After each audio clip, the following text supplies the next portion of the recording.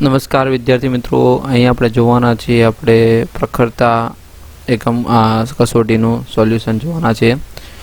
તો ટોટલ તમને 3 વિષયના અહીંયા તમને આપેલા હતા: ગણિત, વિજ્ઞાન અને માનસિક ક્ષમતા. પેપર નંબર આપણે 2ની વાત કરીએ છીએ.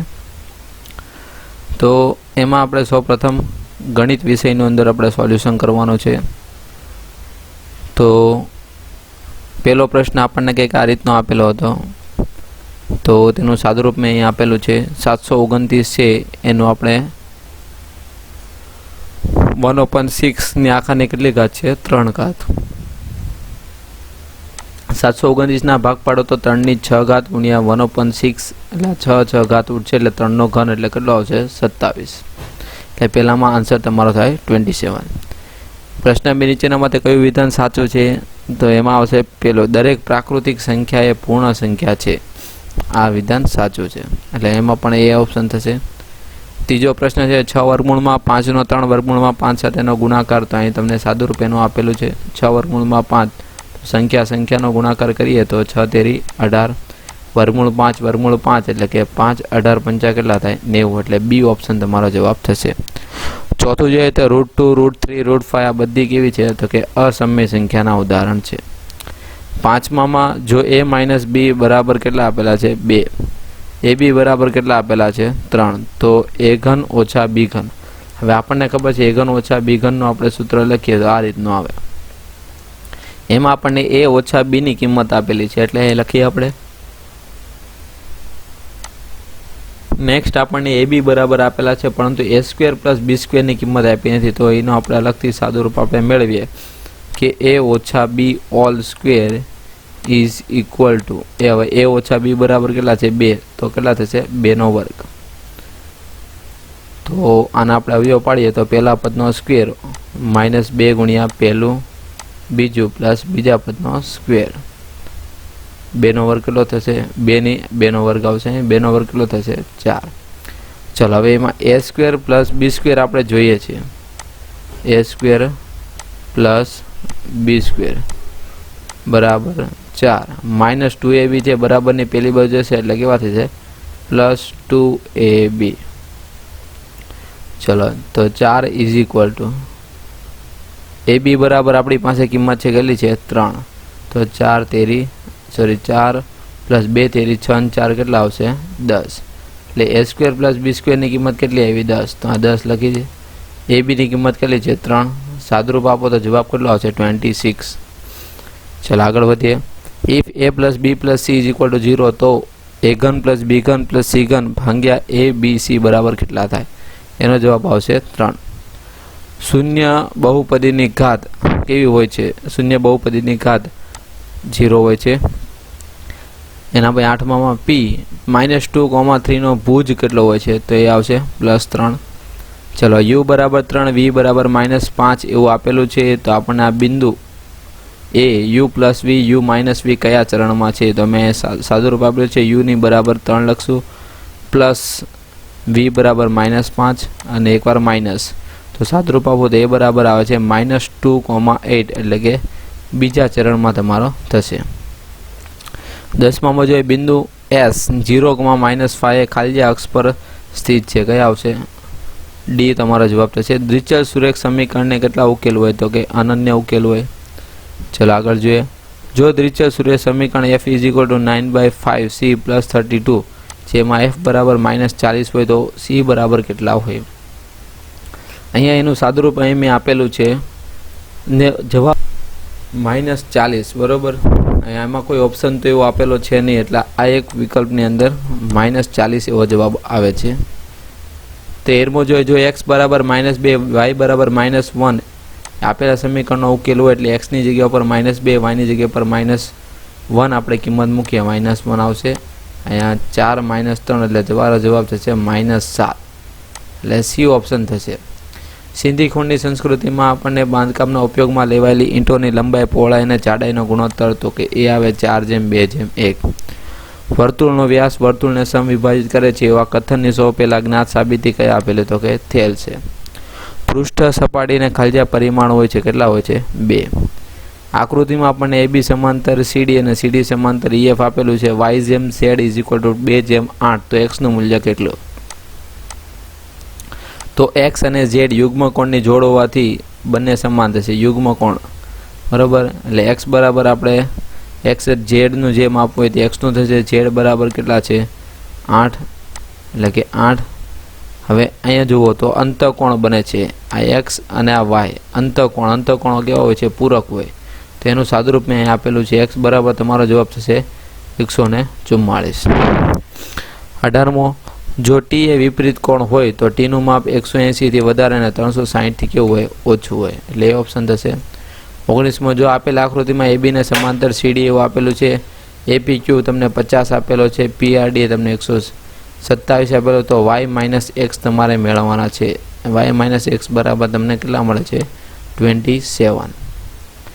ચલો 20મો, ખૂણા x ના કોટિકોણનો પૂરક કોણ કેટલો થાય? તો પેલા ખૂણા x નો કોટિકોણ એટલે 90 - x. હવેનો પૂરક કોણ એટલે 180 માંથી 90 - x એટલે 90 + x બાદ થાય એટલે તમારો જવાબ આવશે 90 + x. એટલે એ ઓપ્શન થશે. આપેલ આકૃતિમાં શરત તમને આપેલી છે BC એ એકરૂપ ZXY. તો આ કઈ શરત છે? બરોબર, તો આવે છે બાખુબા. 22મો, જોઈએ તો પરસ્પર એ બિંદુને છેદતી બે રેખા L અને M થી સમાન PC બરાબર 70°. એટલે આ ખૂણો તમને આપેલો છે 70° નો છે આખો.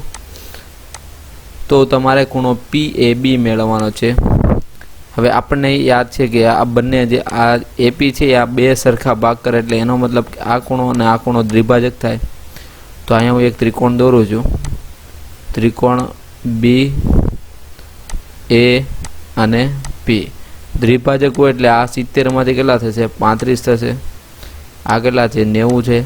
90 + 35 એટલે 125. 180 માંથી 125 બાદ કરો એટલે આ ત્રીજો ખૂણો કેટલાનો આવશે? 55. તો તમારો જવાબ કેટલો છે? તે 55 થશે. ચલો આગળ જોઈએ આપણે. 24માં ત્રિકોણ ABC માં બાજુઓ AB, BC, CA ના મધ્ય બિંદુઓ DEF છે. ત્રિકોણ EFC નું ક્ષેત્રફળ 12 સેમી² હોય તો BDEFC નું ક્ષેત્રફળ કેટલું? બિંદુને જોડીને બનાવેલા જે ત્રિકોણ હોય એના ક્ષેત્રફળ તમને આપેલા છે. એટલે બધા ત્રિકોણો એકરૂપ થશે. એટલે બધા 12 વાળા આપણને ત્રિકોણ મળે. હવે આપણને કીધું છે BD એટલે કે આ BD F અને C BDFC એટલે આ ત્રિકોણ. આ ચતુષ્કોણ જે બને છે એમાં તો 12 તેરીને કેટલો આવશે? 36 જવાબ તમારો થશે. સમબાહુ ચતુષ્કોણ ABCD માં AC બરાબર 24 છે, BD બરાબર 10. તો આની પરિમિતિ ગોતવાની છે. હવે AC બરાબર 24 હોય એટલે વિકર્ણ દુભાગ એટલે આ 12, BD 10 થાય એટલે આ થશે 5. વચ્ચે કાટકોણ ત્રિકોણ બનાવે એટલે આ પાયથાગોરસનો પ્રમેય આપણે લાગે એના પરથી કર્ણ આપણને કેટલો મળે? 13. સમબાજુમાં બધી બાજુ સરખી હોય એટલે તમારો જવાબ આવશે 52. કોણ ABC માં E અને F અનુક્રમે AB અને AC ના મધ્ય બિંદુ છે. EF બરાબર 2.8 હોય એટલે આ 2.8 આપેલા. તો BC આપણે ગોતવાના છે. તો આનાથી આ કેટલા થશે? ડબલ થશે. એટલે 2.8 ના ડબલ કેટલા થાય? 5.6. 27મો, ABCD લંબચોરસ છે. બાજુઓ AB, BC, CD, DA ના મધ્ય બિંદુ PQR અને S છે. ચતુષ્કોણ PQRS એ કયો ચતુષ્કોણ કહેવાય? તો સમબાહુ ચતુષ્કોણ આવશે. સમાંતર બાજુ ચતુષ્કોણ ABCD માં ખૂણો એ 5A - 30 છે.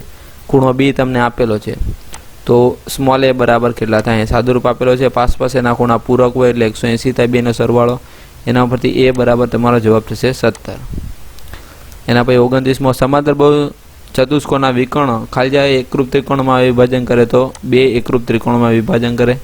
સમાંતર બાજુ ચતુષ્કોણના ખૂણાઓના દુભાજકો શું રચે છે? લંબચોરસ રચે છે. ચલો એના પછી આકૃતિમાં POQ તમને આપેલો છે 78. તો આ એનાથી કેવો થશે? અડધો થશે એટલે 39 આવશે. ચક્રીય ચતુષ્કોણમાં ABCD માં ખૂણો A - C 110 આપેલા. ચક્રીય ચતુષ્કોણમાં સામસામેના ખૂણા પૂરક હોય એટલે A + C બરાબર 180. એના પછી આપણને સમીકરણ આપેલું છે આ એને આપણે બીજા નંબરનું સમીકરણ આપી દે. બેનો આપણે સરવાળો કરીએ એટલે આ C - ઉડી જાય એટલે 2A = કેટલા વધશે? 290. એના પરથી ખૂણો A બરાબર આપણને કેટલા મળે છે? 145. 33મો, O કેન્દ્રવાળા વર્તુળમાં જીવા ABCD છે. બરાબર, અહીંયા તમને એક O કેન્દ્રવાળું વર્તુળ આપેલું છે. એમાં બે જીવા તમને આપેલી છે AB. અહીં એક ફરીથી આકૃતિ આપણે દોરીએ એટલે તમને ખ્યાલ આવે. એમાં બે જીવા છે. એક છે જીવા AB અને બીજી એક છે જીવા સીડી. ચલો આગળ કીધું આપણે આનું કેન્દ્ર છે ઓ. ચલો આ બે વચ્ચેનું અંતર કેટલું છે 8. 8 એટલે એનો મતલબ આ બાજુ 4 થશે, આ બાજુ 4 થશે, આ બાજુ બી 4 થશે અને આ બાજુ બી કેટલા થશે 4. પછી તેમની વચ્ચે લંબ અંતર 6 છે. ટોટલ કેટલો આપેલો છે 6. એને આપણે આકૃતિ જોઈએ એટલે તમને વધારે ખ્યાલ આવે. એટલે આ ટોટલ તમને 6 આપેલું છે માપ. પરિસ્થિતિ એકવાર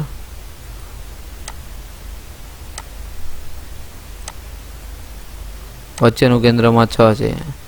આપણને જીવા આપેલી છે 8 એટલે કે આ 4 4 માપ થશે. આપણે એને ત્રિજ્યા ગોતવાની છે અને આપણે રીતે નામ આપી દઈએ. અહીં તમને આકૃતિ આ બાજુમાં આપેલી છે. આકૃતિ આ પ્રમાણેની છે. ચલો તો હવે અહીંયા આપણે પાયથાગોરસનો પ્રમેય લગાવેલો છે. મેં અહીં સાદુરૂપ આપેલું છે એનું. ત્રિજ્યાનો સ્ક્વેર, આ ત્રિજ્યા ઇઝ ઇક્વલ ટુ શું આવશે 6 - x whole square plus 4 square. અને ઉપરથી આ સાદુરૂપ આપ્યું અને પરિણામ નંબર 1 આપવાનો. આ પહેલા નંબર પર. એવી રીતે આ બીજો કાટકોણ ત્રિકોણ બને છે એનું પરિણામ મળ્યું. સાદુરૂપ આપો એટલે r બરાબર કેટલા મળશે 5. ચલો PAQ આપણને 35 છે તો આ પણ કેટલા મળશે 35 જ મળે. ચલો એના પછીનો આપણને જઈએ આગળ આપણે તો 36મો સવાલ. એક ત્રિકોણની પરિમિતિ 32 સેમી છે. બે બાજુ આપેલી છે 8 અને 11. તો તેનું ક્ષેત્રફળ કેટલું થાય? A બરાબર 8, B બરાબર 11. તો ત્રીજી બાજુ આપણે પહેલાં મેળવી લઈએ. હેરોનનું સૂત્ર મૂકી દેવાનું એટલે આપણને જવાબ મળે છે 8 વર્ગમૂળમાં 30. ત્રિકોણની બાજુઓ ABC હોય. ત્રિકોણનું ક્ષેત્રફળ શોધવા માટે હેરોનના સૂત્રના સંદર્ભમાં A + B બરાબર કેટલા થાય? તો આપણે અર્ધ પરિમિતિનું સૂત્ર મૂકીએ. 2 બરાબર ને આ બાજુ હશે એટલે ગુણાકાર થશે. A + B ને કરતા બનો C આ બાજુ હશે એટલે શું થાય માઇનસ. એટલે જવાબ આવશે 2S - C એટલે D વિકલ્પ.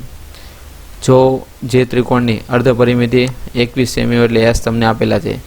બે બાજુ 18 અને 10 થી ત્રીજી બાજુ આપણે ગોતવાનું. તો આપણે પહેલાં સૂત્ર મૂકી દઈએ. એના પછી ત્રીજી બાજુ આપણને કેટલી મળે છે 14. એના પછી કોઈ એક ત્રિકોણમાં 2S તમને આપેલા છે. S - A અપાય S - B અપાય S - C. તો અર્ધ પરિમિતિ તમારે મેળવવાની છે. તો અર્ધ પરિમિતિ આપણને મળે છે 357 વર્ગમૂળમાં 15.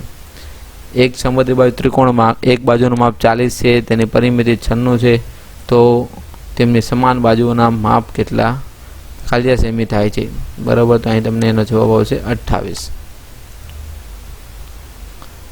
ચલો હવે નેક્સ્ટ આપણે જોવાના છે આના પછી વિજ્ઞાનનું સોલ્યુશન. તો તેના માટે અમારી યુટ્યુબ ચેનલને સબસ્ક્રાઈબ કરો. તમારા ફ્રેન્ડ સર્કલમાં આ સોલ્યુશન અવશ્ય શેર કરો. Thank you. ધન્યવાદ.